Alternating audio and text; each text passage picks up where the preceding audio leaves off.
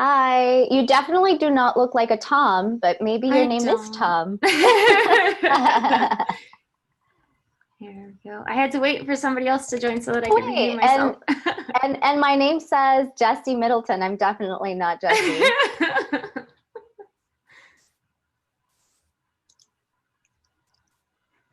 Let me rename myself. Julie, it's so nice to connect with you. Nice to connect with you too, Lolita. How's your morning going? It's going really well. It's been super busy, but I'm so excited to talk to you and Jessie. I've been looking forward to it for the last week. Uh, so I've got some tough questions to ask. Ooh, not too tough. Not too tough. I'm gonna put the community funds handle. How about that? So people can know who we are. Awesome. I'm just copying you because I was like, oh, maybe I shouldn't put my Twitter handle. Cool. I'm somebody who always puts my Twitter handle everywhere. I want to talk to people on Twitter. Yeah, that's where I send everyone because I'm like, if you want to, like, I have all the stuff there. I don't even use LinkedIn that much, to be honest with you, anymore. Jesse this morning was asking me, he's like, how many LinkedIn connections do you have? Because we're putting together a presentation on our community's reach. And I was just like, oh, wow, I only have 6,000. Hey, Jesse. Hello. Hi, Jessie. How's it going? Long time no well. see. Yeah, no kidding. Did you ever connect with Marat back in the day, by the way? Yeah, we did. We ended up getting an interview with ERA. Awesome. Yeah, I that like was that great. guy. Yeah, that was super helpful. He's a fascinating person. He I like is. Yeah. Yeah, definitely. I still find some ERA events now that they're all virtual that are just super interesting that I want to join. Yeah. I'm not sure that I know this, but how did you wind up coming to work with the MakerPad crew? A very long story, but actually it was through a community that I found my way to MakerPad. I joined Women Make when I started my remote programming job. Yep. So that I kind of had some other folks who were working remotely, some in the digital nomad space, and made a ton of friends. We all connected on Twitter. We've all just been talking about our projects for the last 2 years. And so I got furloughed at my software engineering job. And when Ben posted on Twitter that he was looking for somebody who had experience running challenges, I said, hire me. And all of our mutual friends from that Product Hunt Women Make makers community jumped in to say, yeah, hire Julie. So so it's been awesome. I've been running challenges and just getting involved with the MakerPad community, and there's so many wonderful people here. So I've really been enjoying it and getting to meet lots of awesome folks. What's the one line that you use to describe MakerPad? I was talking to my mom on my way into the office, and she's like, oh, what are you up to? I was like, oh, I'm getting on this thing, and I'm talking to a bunch of creators and like Lolita, and she knows about Lolita, and she's like, what's MakerPad? And I was like, I don't really know how to describe it in one sentence.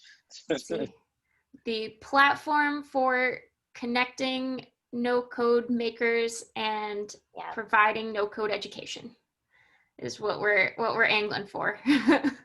Yeah, I went to the YouTube to your YouTube page, and I was trying to ascertain like quickly what the community is all about, and I was actually really impressed with all of the videos you guys have, making things so accessible, and it makes so much sense. I mean, you're speaking my language. I am a creator myself, and I use a lot of these tools, and I'm like, yeah, if I had to code anything, I would ask Jesse to do it, or my husband, because he's also. No, please don't. And whenever we get too technical, even on Slack, I'm like, Jesse, you have that, right? All right, thank you. Well, it's funny because even I'm a programmer, but 30% of the MakerPad community is also programmers. We're just people who like to build things, and we want to do it faster. So all of these awesome no-code tools are enabling us to do it faster.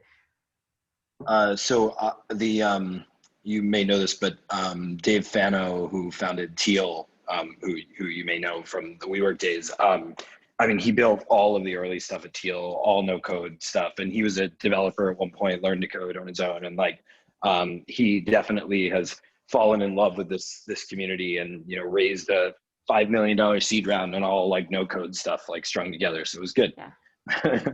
Awesome. By the way, I think people are starting to trickle in. It's not just yes. us. Yeah. Well, hello, everybody.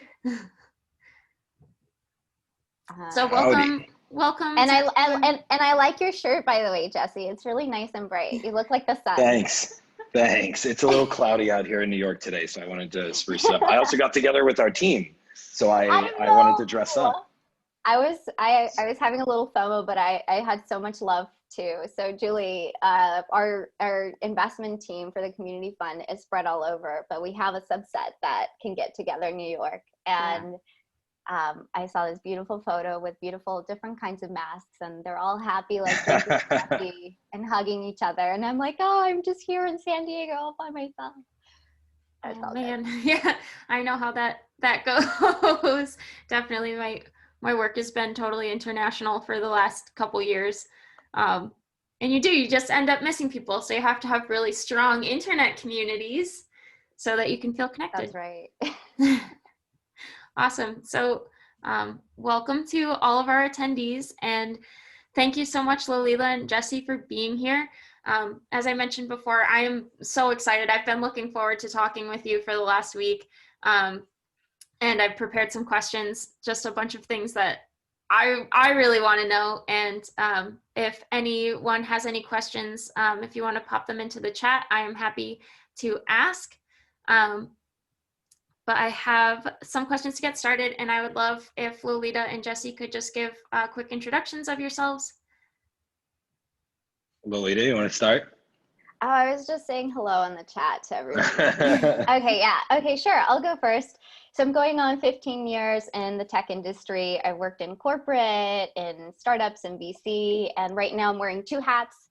I'm an operator and an investor at the same time. I work at a Series A startup leading our sales team of 9. And I actually just recruited someone else, so I was very excited and onboarding them. Congrats. I know, I was so excited. And we're bringing more diversity to our team, so that's good. And then also co-founder with Jessie, who's an awesome partner at the Community Fund. So we're both general partners there, and we have a phenomenal team. We're 13 in total. And we can't wait to jump in and share a little bit more about that. Really big on, personally, on increasing the dollars going into underestimated founders and increasing the number of investors that come from underestimated backgrounds. But at the core, it's all about community, which we'll talk about today. So super excited to do that. Cool. I learned something new about you every time you introduce yourself. So today I now know how many employees you have. I made a note here. I was like, I know. So thanks for having us on here. My name's Jessie Middleton. I'm a venture capitalist. I run a seed fund called Flybridge, first and foremost. That's the first hat I wear. And then as Lolita said, we recently co-created and co-founded the Community Fund, which we'll talk a little bit more about in a little bit, which is sort of my nights and weekends job, although it's mostly during the week now and during the day. Prior to being a venture capitalist, so I was an operator for about a decade. I was in the founding team of WeWork. Community is our core. For the first 5 years, I ran things like our first sales team, our first technology team, business development. I launched many cities for us. So it was many sleepless nights. But before all that, I was an engineer. So I got started in my career as a technologist, network security engineer, and I actually got to travel the world doing this. And so I like to say, back then I was a decent engineer. Today I wouldn't ask me to code anything. I haven't followed any of the trends. So the no code movement for me has been fascinating and interesting. And as we set up our own community for the Community Fund, we use things like Zapier, which I'm sure the team, everybody here is aware of and uses. And so we'll continue to build on top of that for as long as we can. Awesome. So how did you two meet and decide to work on the Community Fund together? I always get to tell the story, so Jessie, you tell it this time. No, I don't want to tell. No, so we met on Twitter, as you do in this day and age. So we started a $5 million fund together on Twitter. The sort of slightly longer story is that we at Flybridge over the last 4 years have developed this strategy around sort of extending our own network. And so we realized that there were entrepreneurs in lots of communities out there that we were not plugged into. So we are based in Boston, New York. We're men. My partners went to Harvard. There's like lots of communities we are plugged into, and then far more that we are not. And so we started about 4 years ago with a friend of ours, the firm, a previous founder we knew named Anna Palmer, something called X Factor Ventures, which was our first take on how to expand our network. And that's female founders of venture-backed companies investing in other female founders. And that fund has done extraordinarily well. It's seen thousands of deals, all female founded companies. We've got to co-invest on many of those deals, so it has worked to the Flybridge strategy. And it's also empowered many women who are operators who want to be investors in the future to start to invest today with our capital and our LP's capital. So about 6 or 7 months ago, we set out to say, how do we sort of think about expanding our network again? And as we went through kind of the process saying what has worked, what hasn't, one of the thoughts was, how do we go deeper into communities that were still, underconnected to, communities that are underserved in this market? And so I had gotten to know Lolita from afar, following her journey into connecting founders of underrepresented communities, underestimated communities to investors. She and her husband, Josh, built this startup matchmaking tool, and I'll let her talk a bit more about that. But ultimately, I reached out and said, hey, I've got this concept we're working through. And I think I wrote a very rambly Twitter DM and said, would you be down to chatting more about this? And she had many questions for me, but that led us down a path of deciding to go and work together on this and to create this new fund together. And so I'll let you pick it up from there, Lolita, because I skipped over many of your important points. No, I think that's really good. I think as we think about community and the differentiator, the stickiness, the loyalty that it creates, and the value that it creates organically, and that's really at the center of this, right? So Jesse comes to me and he's like, hey, we have all these we have reach in all these places, but we are missing out on these areas. And we think that if we partner, we'll be able to expand our reach and then bring a team together that can further expand within their communities. So super meta, super nerdy in terms of the community aspect. And so at the end of it, it was, do you want to build a community fund that has a community of investors investing in communities that have been historically underestimated? And I was just like, yeah, that really aligns with who I am. I'm going to trust you, a stranger from Twitter who seems really awesome, and let's just do this. And so far, so good. We actually haven't been around for that long. It's amazing. I think this is like week 2.5, maybe, of having our team and us actually out there in the wild. So it's been a very short period of time, and but it's just been great. We already have our first deal underway, and it just talks to that power of community and how it's resonating with everyone right now. And in terms of, we need community. It's the best time to be building or aggregating community, because we have all these great platforms to use that you guys talk a lot about in MakerPad. And honestly, from a business aspect, it's also a huge, a huge benefit, because cost of customer acquisition is quite difficult in the traditional models that we've used historically. So this is kind of a win-win. I definitely see it as a win-win from humans need community and connection and have added value from like solving a problem or bringing you something you need. And then from a business perspective, also creating this differentiation moat that you don't get otherwise, in my opinion. Yeah, absolutely. I was just having a conversation about that the other night, about how creating a community, especially in e-commerce, it changes completely the company to have that community behind your product. So what has been the most impactful internet community that you've been part of? Good question. I think my bias would be in the first 5-6 years of building WeWork, we had this physical community that was also online. And so we built our own social network. When I joined, we were 4 people, basically in the company, maybe 100 members in physical spaces. When I left, we were 4,000 employees with well over 100,000 people on our digital network. And I think when I think about impact, it has to do with people creating change in the world. And so the vast majority of members in WeWork were creators and doers. So they were people that are likely a part of the MakerPad community today. I know some of them, as we were talking before you started on the call. These are people that are definitely following this trend. And so I think in my mind, it were these business creators, these sort of creative economy workers who were really building things together. And that community from a dollars and cents perspective is probably valued at maybe billions, if not tens of billions of dollars of sort of market cap, right? If you think about every small business that was in there. And so I think all of those people have a chance to change the world in a big way. And I definitely invested, 6+ years of my life into it. And so, I wouldn't have done that if I didn't feel like it was a great group to be a part of. What an awesome answer. So I've been part of so many communities and built many communities. One of the ones that is near and dear to my heart that changes my life every day and actually gets me up on the days that are not that great is my community of underestimated founders and investors as well. I really believe in the power of these people, and me included, that have been underestimated for so long. And the way I define underestimated is people that have, on the founder side, it's founders who have the capacity to build unicorn companies that have really been undermined and overlooked because of the demographics or social systematic issues that our system has. And from an investor perspective is investors who are going to blow it out of the water if just given a chance, because it is very difficult to break into VC. So this is an online community that I personally foster on Slack community and on Twitter. But outside of that, one community that I'm a member of that has been very impactful is Dreamers and Doers.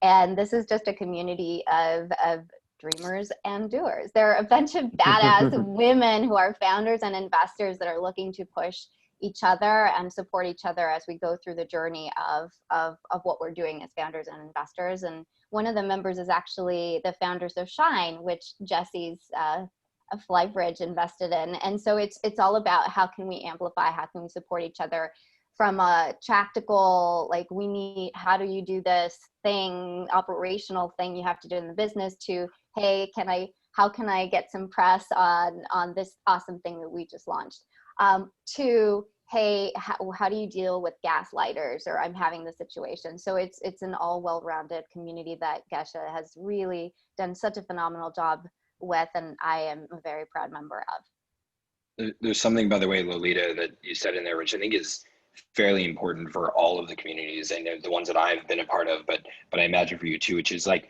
the big shift in the last decade has been that members of true communities are both like creators and receivers of sort of value in that community. And there's interesting sayings that tie back to like religious views, or like giving is receiving and all of that. But the idea here is that you are sort of, as a member of it, you have to be providing value. Your value could be in just like waving, saying hi and thumbs upping things. And if you're on Slack, that's what like a ton of the reactions are. We see it in our own Slack. But it goes all the way up to the organizer, right? They're also receiving value from it. And so I think when we view building sort of our future community for around our fund, it's like, how do we provide value by not only offering to teach people how to be investors, but also how do we listen and learn from them so that we can invest better together? Yeah, I actually would love to build on that. Although Julie, I think, has another question, but I want to build on it. 2 seconds, because I love what Jessie just said. And I think so much of it is about being vulnerable and authentic. I know these are not the words that Jessie used, but it's about like, hey, I'm human. There's these aspects I'm not very strong in. Can you help me with this? And hey, I'll help you with my strength, my superpower. And I think this beautiful exchange of value for value, where it's like, hey, I'm really interested in this, and I'm really interested in this. How do we make something where we come together and it does become a people connecting people with resources to achieve mutual gain, and feeling like you're part of that family and support system that we all need to do anything really to achieve anything great. So you find that, do these communities usually start on one platform and then members kind of find themselves connecting in different places?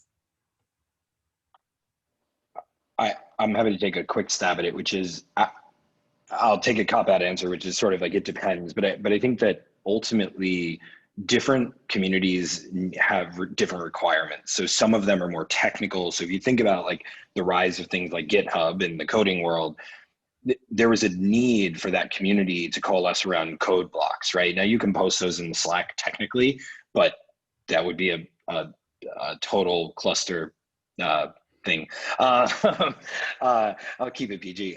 But I think that, ultimately the community evolves over time, and usually there are these numbers and gates. So you reach 100 or 150 people, you need different tools for that.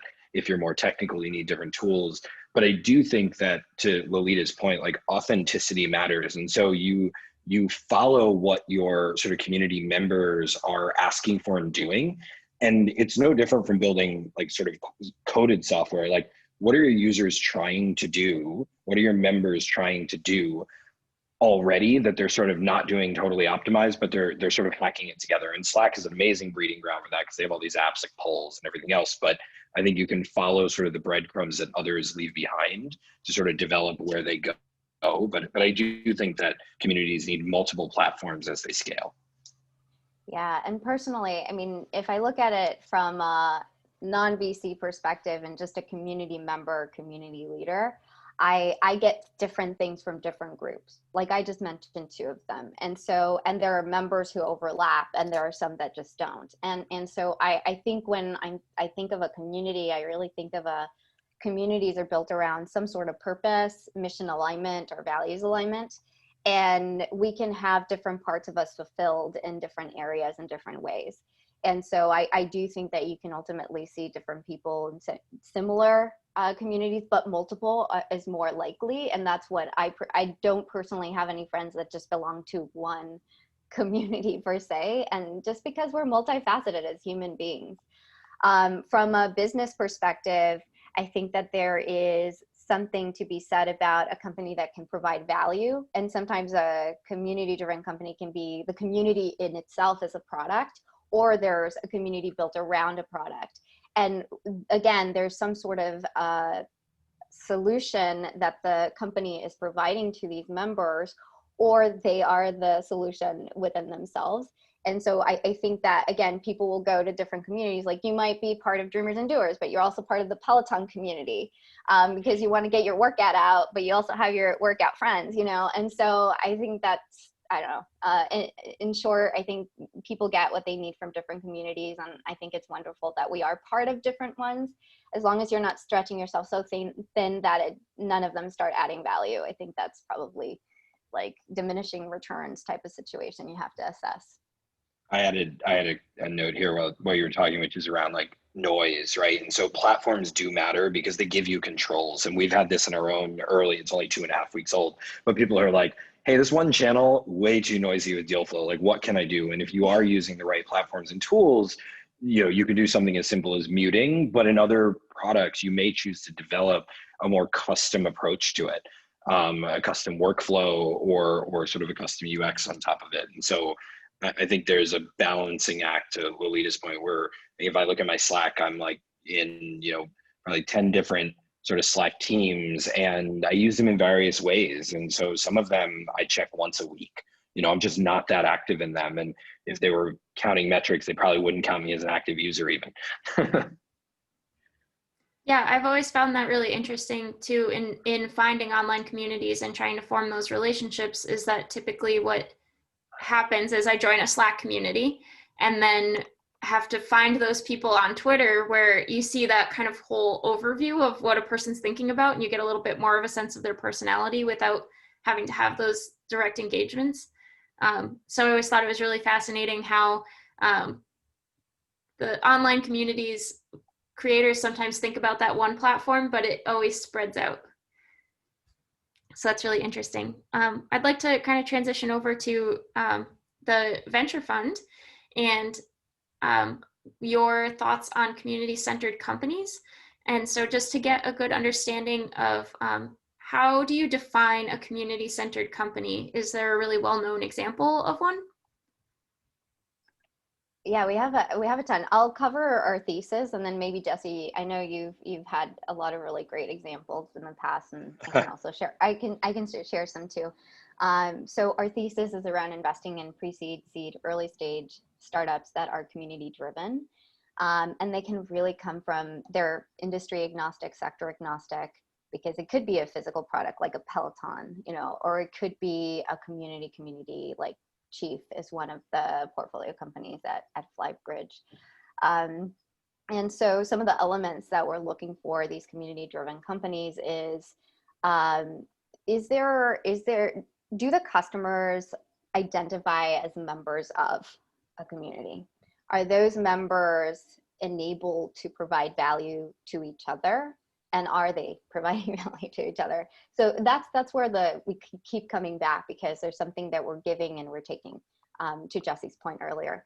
And then also we're looking at, for your go-to-market, is community at the center of it? Is the community members starting that marketing sales flywheel? And then how are we leveraging those members to also influence the product, if it's a product-based company, or vice versa, if it's a community that's the product within itself? So those are some of the elements that I would call out. Jessie, would you add anything else to that? No, I mean, I think those are right. I would, to put a fine point on it, there's a what are community driven, and what I would say is what we're looking for is, we just believe that businesses that have community at the core is one of the core pillars of sort of their defensive moat, and their product development strategy, their growth strategy, ultimately have better business models. And so there's a lower cost of acquisition, you know, a higher growth rate because of it. So people bring their friends. If you're thinking of examples, the difference would be like, I use the example Airbnb versus VRBO. Airbnb is worth 5 times more than VRBO, even though VRBO has been around for twice as long. It has been acquired, I think, twice now. And the major difference is that Airbnb realized early on that they weren't just a two-sided marketplace where they had to spend ads to get all their people. They created a community of hosts. These hosts were the best advertisers of what they did. They were using their own homes, which they paid to design and build. This is before Airbnb would come and take professional photos of your home for you. And they would actually get together. They would meet up in person. They'd say, how do we let others experience our physical communities? And ultimately that creates massive lock-in. It retains your members, and it drives down the cost of acquisition. The third thing is that it lowers the operational costs. And Lolita just brought this up in her note about sort of how do you support your customers? People that feel a connection to your product. So one big category is open source software. Community coalesces and builds a product together. Those people are not just consumers of the product, they are also creators of the product. There is no world where you spend a bunch of your nights and weekends writing software to the next open source database product, and you don't bring that to your day job. You sort of don't have the capacity to do that for most people. And so you bring that to your day job, you bring other people into the fold. And early on, we see that through things like, we like to call it internally, the laptop sticker test. You know, would somebody be willing to put your brand on their laptop? Now, today's world, we're all remote, so maybe it doesn't matter as much. But you used to sit at coffee shops in New York and see WeWork and Flatiron School and Code Academy and General Assembly, and you'd go, wow, people are willing to take physical real estate and advertise that they're a part of this. And so for us, that's an early indication of community driven. Yeah, and another example would be Peloton, which I mentioned before, and you can look at also health versus Peloton versus like a health fitness, where health fitness is valued at 0.5 billion and Peloton's at 27 billion. So we see that immediate like financial value that this community differentiation moat provides, and that's what we're looking for. So we're looking to find really great companies that are community driven, that will be those unicorns. By the way, as a new convert to Peloton, just in the last week, I claimed some 0.0001% of their stock growth now. But I do, one thing I do want to note, because there's a question in the chat around sort of for an ERP and project management product. So we've given a couple examples of consumer. This plays out just as well in the enterprise world. And so the best example that I would point out is Salesforce. Back before WeWork, I had done a bunch of implementations of CRMs, including Salesforce. And the thing that Salesforce did is they took a trend, which was moving to the cloud, and they brought it to the masses. And so Mark Benioff, brilliantly created these like stickers that were like serverless, the pins that everybody wore. And they created sort of this movement around it where, they were able to provide a superpower to the people that decide decided to use their platform and product. They weren't necessarily selling Salesforce even. They were sort of saying, the future is you don't have to buy massive sets of hardware and software and licenses. You can use a SaaS model even if you're a big corporate entity. And so they gave these tools and information to IT administrators. And there is now a multi-billion-dollar economy just around Salesforce admins and consultants and Salesforce engineers.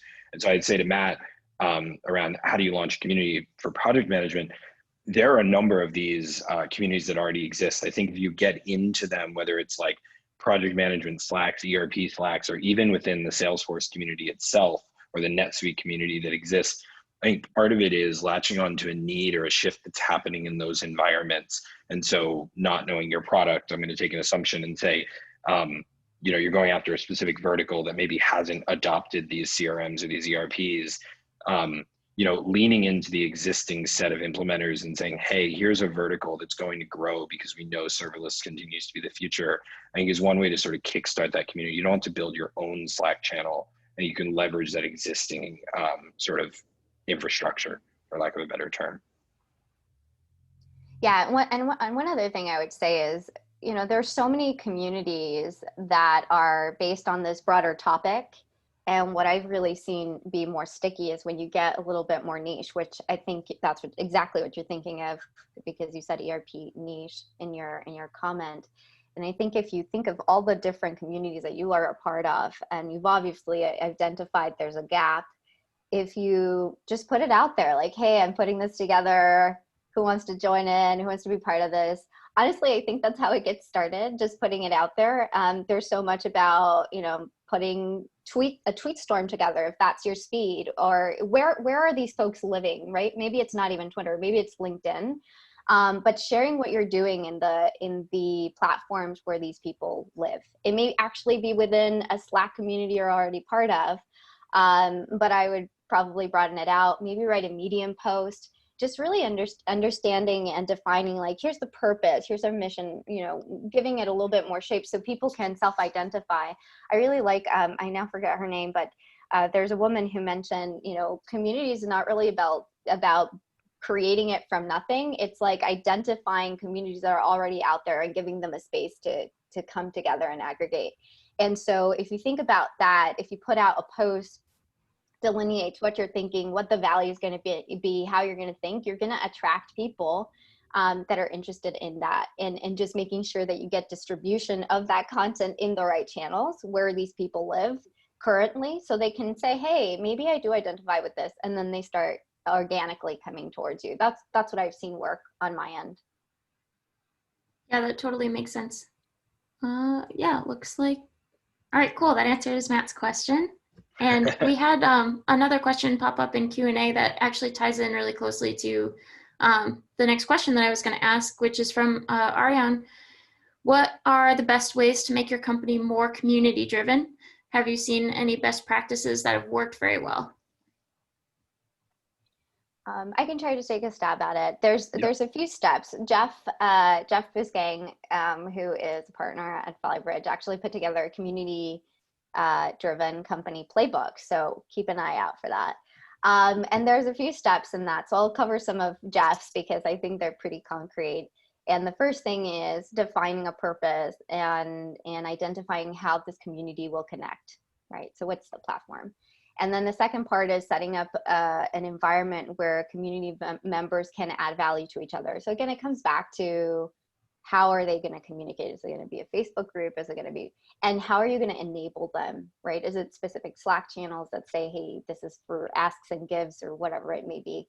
And then, and in the same bullet point, like making sure that you're setting yourself up for, if it's a product that you're building a community around, how are you going to enable them to give you, the members, feedback for your product? So I think that's so important, right? If we have a community, let's have them give us the feedback. What do you like? What do you not like? Like making it super transparent. Again, that authenticity of, we don't know it all and we're here to serve you, I think fares really well.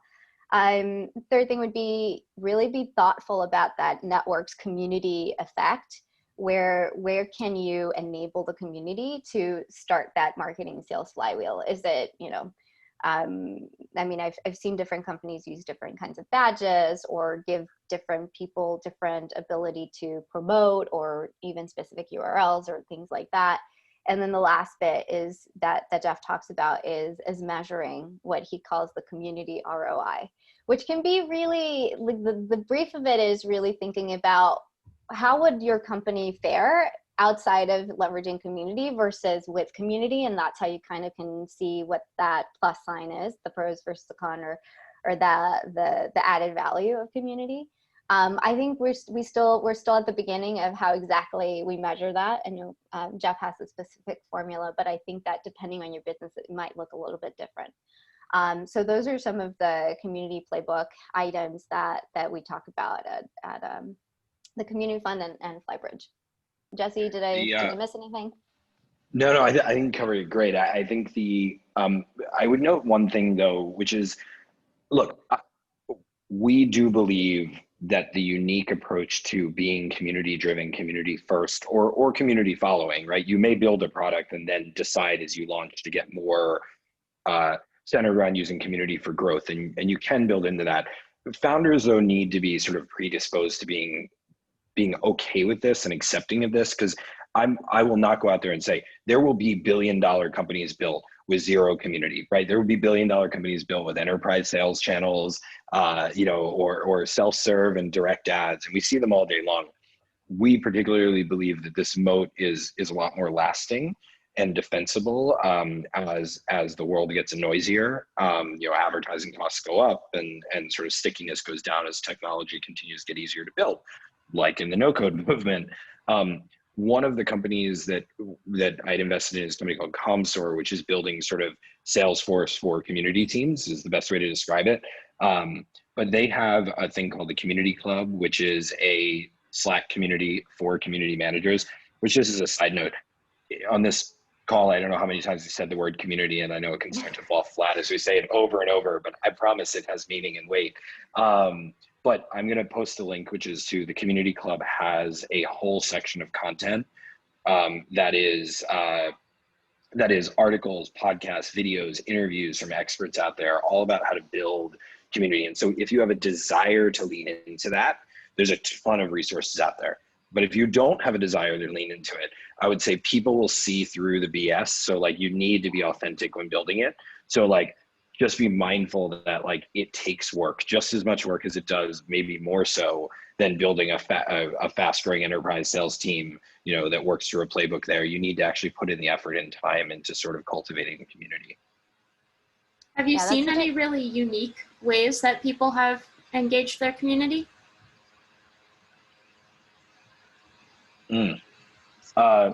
Unique sure. way. I mean, I'm sure we have. I will tell you one thing, which is if you do right by your early community members, they will be your free advertising for life. So I just walked from my home to the office here and saw like 4 or 5 people wearing WeWork gear, and they don't wear it because they're paid by WeWork. I see people all the time with Codecademy on their laptops. They don't put that on their laptop because Codecademy paid them to put it on there. And so I think that the most sort of interesting uses of community to grow are those that feel the most natural. And so I can tell you, in the early days at Chief, the founding members of Chief started putting that on their LinkedIn. And so right alongside their job and their HBS degree or their NYU degree was founding Chief member. And if you search LinkedIn now for Chief, it looks like it's like 1,000 people. The company's less than 100 people. But every single person wants to be associated with it. And I would say that Chief did a great job of balancing like leaning into that, but not doing too much, as in like they didn't ask anybody to put that on their LinkedIn profile. So I think the most interesting tend to be the most natural ways of sort of tying in sort of community and value and turning that into a plus for a company. Yeah, I think the most creative, I mean, it's hard to say because there's so many people addressing community in different ways. Dreamers and Doers, we did the same thing. I was also a founding member, and we were all really proud to put it on our LinkedIn. I think one of the most interesting things that I've seen is Arlen Hamilton, if you don't know her from Backstage Capital, she's one of my old bosses. and she's been super scrappy in creating community. And you just like look left or right, and she's done either a podcast, a book, you know, probably a movie's in progress. I don't know, but she has all these different ways. And for every step of the way, I've really loved this is, she's always building in public. And I think there's this new movement as well of people who are just like, hey, show me the good and the bad and the ugly. Like, I want to be part of it. And then when you ask, hey, community, you want to like help me amplify this? They're ready to go. And I'll give you an example of this. Like, and it wasn't really intentional, but to toot our own horn, when we were launching the community fund, I literally put in my newsletter, hey guys, like here's what Jessie and I are doing. Here's our story. And we'd love for you to spread the word. And I don't know, I think we got something like 500,000 or over 500,000 impressions from organic community reach, because we just said, hey, can you, like, you've been following along the path. Here's what we're doing. If you'd like spread the word. And I did not anticipate it was going to be so impactful, but we did end up seeing so much wide reach and so much support. There were people who started writing posts about what we were doing. And it's that kind of thing where I think the most creative, but also really genuine part of it is building in public and saying, hey guys, who wants to come along the ride? You guys are welcome. And while we're going through it, I'll see where I can invite you. And if you want to participate, please do. And if not, that's cool. But it's just more of the allowing people to be part of what you're doing. I think I was really impressed with, you know, what we did with the fund, but Arlen Hamilton's a really good one too, because she's managed to build many communities all at once, whether it's one way or another. And she's been super creative and scrappy about it, very much using a lot of no-code platforms and just leveraging what's come up. Like, I think there's just so many options right now. And I think that's one of the reasons why leaning on community right now is so key and can make a huge difference, because people are lonely. Their loneliness, you know, part from a human perspective is there. So people want community. And it might be lonely because of COVID, or it might be lonely just because we were lonely before COVID. But also we have lots of platforms now that we can leverage and make it easy. So you don't have to come up with, you know, the platform itself. You just kind of go and build around it. So I think that's really neat. And to Jessie's point, just to wrap it up, is this constant of, if you are building a business, this is the cheapest way, in my opinion, to be able to get your reach out there, and in a non-sleazy way, right? Because it's literally, you want members to share the value that they're receiving and get others to come and get it themselves if they really do truly see value. And I think that's what I really like about community, because they'll tell you, like, if they don't like something. Like, I've gotten some messages where it's like, hey Lolita, you could have done this better, and I'm like, okay, tell me how. And then but then you have to trying. I'm trying. No, but then when you get to that level, for those of you who are building community, you will get some haters, and some of them are worth listening to, because we all have areas of growth. But sometimes you have to just listen and ask yourself, like, who is this person? What path have they walked? And is there any substance to what they're saying? Because it's a very human thing. So you have to take care of yourself too. Self-care. Do you find then that folks who start these communities kind of have to have a certain extroverted personality to do a great job with branding their community, getting the word out there, and building in public? I would say probably less so than what social media made people do. And so I think part of the beauty is, if you are the organizer and the creator of that community, you can choose to make it as open to the world or not. And we're going through this process right now. Certain things we're trying to be very transparent about as we build the community fund. And so we were out there telling people about open applications to become an investment partner. We told them about sort of what the pipeline looked like, what our process was.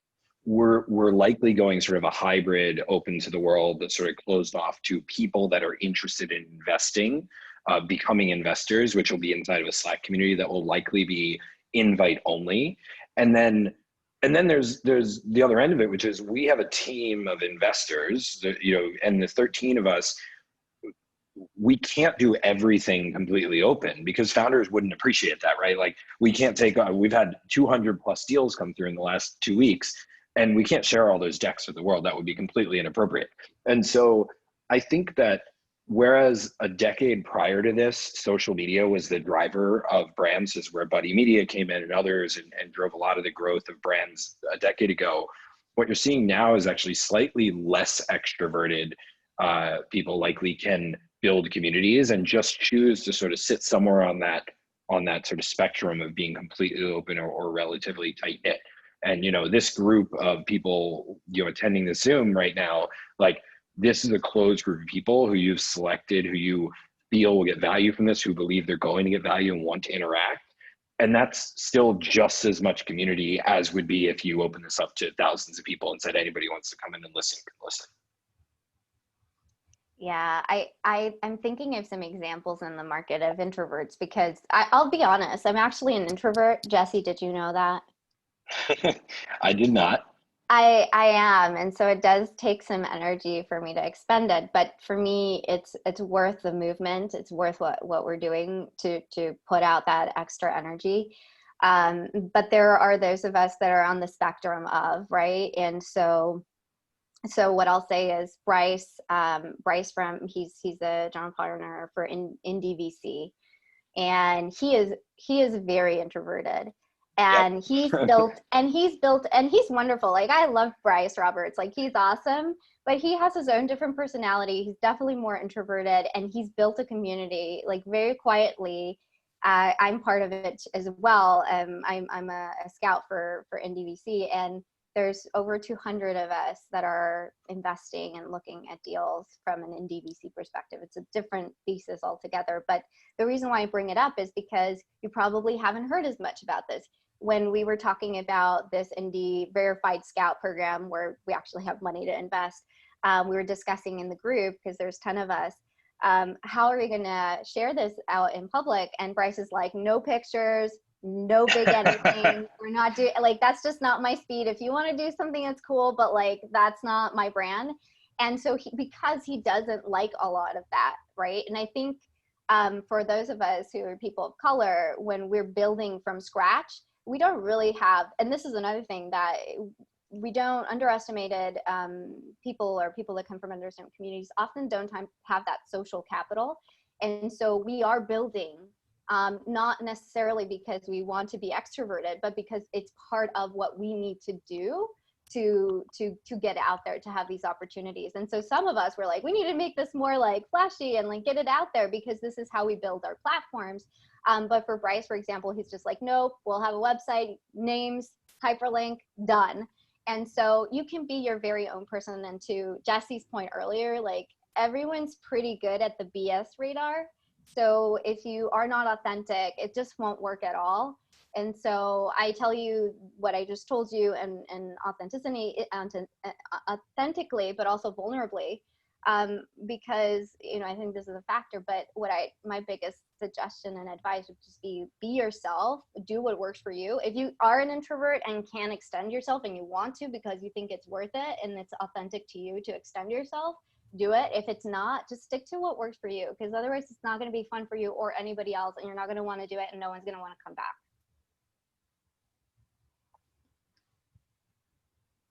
Yeah, that makes total sense to me. I always thought that I was an introvert, and then I started working more in communities and also working from home too. And I realized that I do want to interact with people all day. I want to be in everyone's business, whether it be over Twitter or over video calls.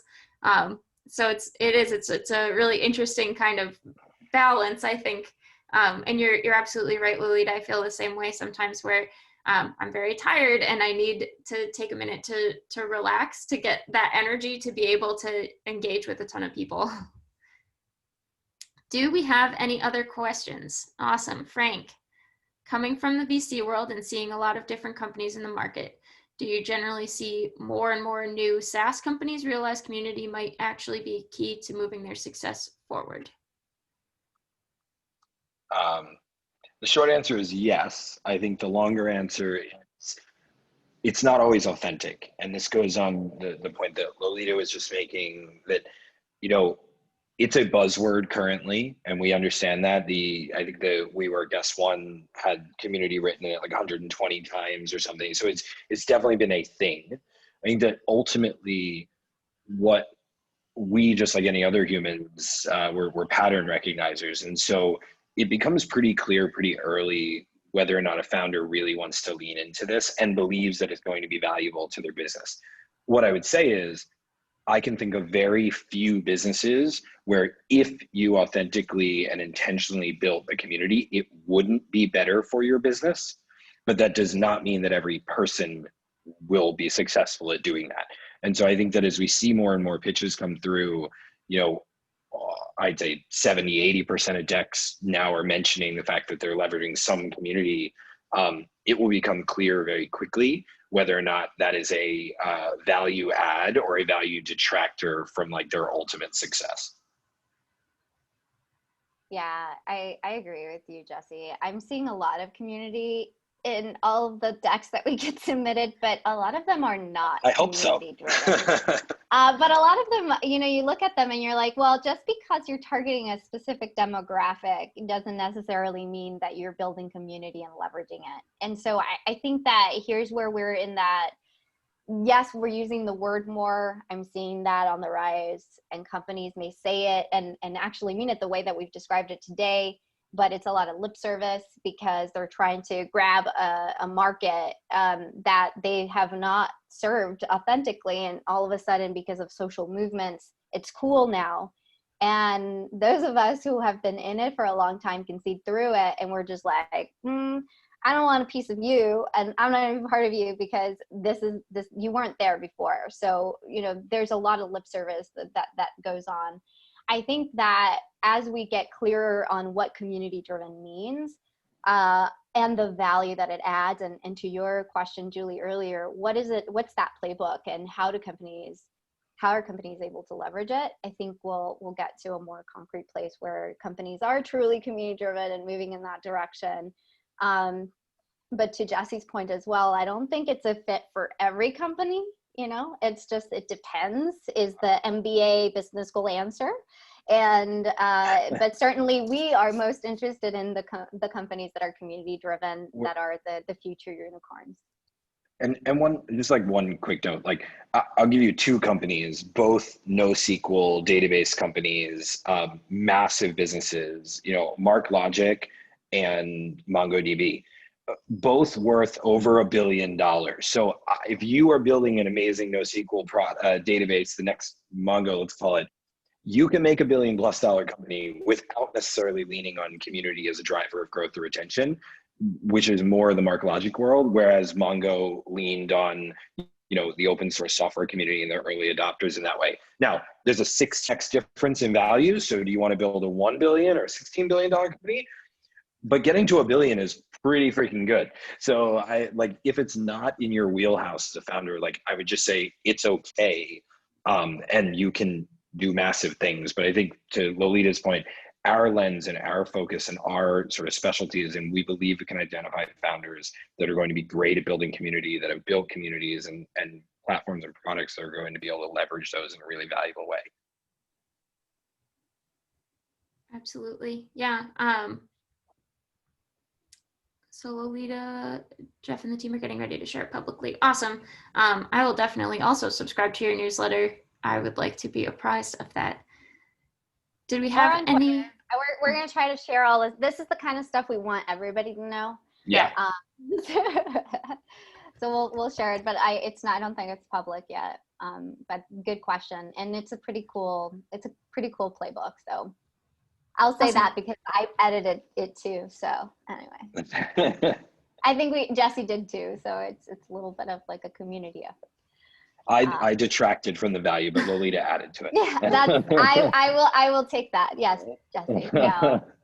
I know that you also have a Medium article that has a couple mentions of those fundamentals that might be seen in that playbook. So we'll see if we can find that article really quickly. Yeah, it's probably in our Medium community fund publication. You can also follow us. We will be publishing more in the future. Awesome. Did we have any other questions?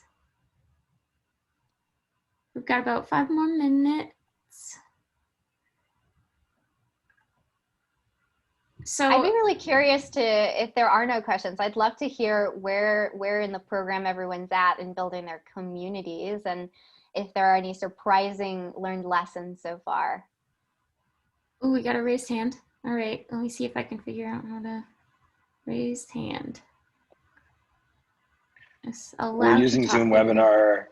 There we go. Perfect. Hi, everyone. Okay, so hello. Hi there. Thanks a lot. It was a great call. Great info. Thank you. Sorry, I didn't know I was going to be unmuted. I just thought I can. I had raised my hand, and I have another question. Anyway, to your point, Lolita, what you mentioned, where's everyone at in building his community? I'm at the very start, and that's what my question was about. I'm building a small community of people who just started building a company. So it's like a community of early stage founders. Actually founded myself, founded a venture fund, like revenue-based financing fund here in Germany. It's called outperform.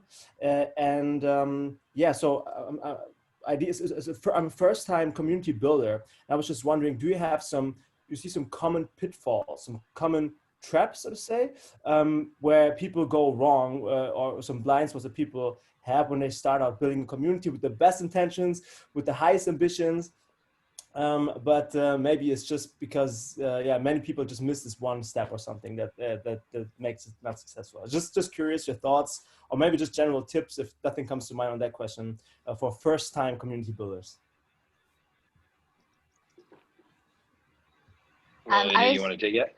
Sure. I also just shared, Ariane, a community that one of my friends built, Geffen, and it's called A Bunch of Founders, and it sounds similar to maybe what you want to create in Europe. So take a look. It's a pretty good community in general, so you might get some ideas. So on the do's part, I think that we're around so many different communities, so much different stuff, like on the do's, I really like to recommend, look at what things others are doing that are working that you can take and enable in your community. But before that, make sure you do have a clear purpose. Like the purpose of this community is blank, and here's how we approach it. What's that differentiator magic sauce? I think it's really important so people know what they're going to buy. It's very much like when you're going to go to, I don't know, buy milk and you're looking for very specific things and you want to know what you're getting yourself into before you buy the milk. So it's kind of like that with the community. I think those are good do's. I think the don'ts, I've tried to harp on today is there is inauthenticity, it's not going to work. If there is no mission alignment, it's probably not going to work. Yeah. And if you are, another thing is not enabling communities, or just saying like, oh, here's a storefront for my community. Let the community become a community. I think that's also like, it's not going to work, because community takes a lot of human effort, and some of it is not very scalable, especially at the beginning. I think identifying who those people in the community are, your super fans, your super community people, leaders, and then allowing them to enable the future of the community. So involving the community, building with community, as opposed to just building the community and saying, hey, come here. It's kind of very synonymous with the business world, where sometimes founders are like, hey, I'll build a company and the customers will come. No, that's not how it works. And so authenticity, having a purpose, making sure you have mission alignment, and enabling your community to really build the community, I think are some of my do's. Jessie, do you have any do's or don'ts? I'll reiterate what I said earlier. I think you need to dedicate time to that. Like it doesn't come together. This is the false story of like the overnight success for startups as well. Like it's not true ever. And I think the same goes for building a community. You need to set aside time. You need to engage, not just authentically, but often. And I think there's this delicate balance, but on the margin in the early days, you lead by example. So how do you want people to act? It's not like you necessarily have to like create a playbook or a manual for how the community operates, but you do have to show people what you want, and whatever you give, people will likely give back to you. And so being on there at the hours that you sort of can be, not overextending yourself and not sleeping, but being available, being accessible, responding to people. We got this note from Lolita, I don't know if it came from you or from our content person, Kate, but when we were posting things to LinkedIn, it was like, hey, just respond to everyone. Even if your response is like thumbs up, thanks, right? Yeah. Just respond to everyone, because if you do that, you're going to teach people that like you would like to be responded to as well. And so I think you do that often enough and your community will take shape. But I do think you have to dedicate time and resource just like any other aspect of your business. Yeah. Love that. I like everybody's comments. If you write something and includes my handle or the community's handle, or maybe even Jessie's too. He's sarcasm, which my dyslexia sometimes misspells, but I'm like, because that really helps with engagement and it helps people be seen. I actually replied to a tweet the other day, and the person was just like, wow, someone was saying, hey, follow Lolita. And I was just like, I like that.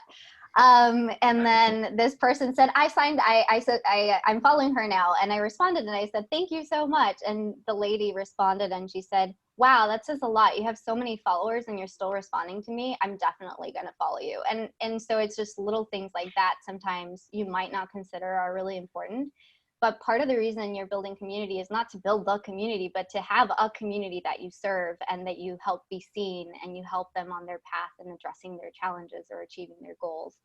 And having that, I think for me, has been really, really helpful. And in the communities that we're looking at as well, like I'm wondering, does this community truly add value to its customers, to its members? And if the answer is yes, I'm very interested.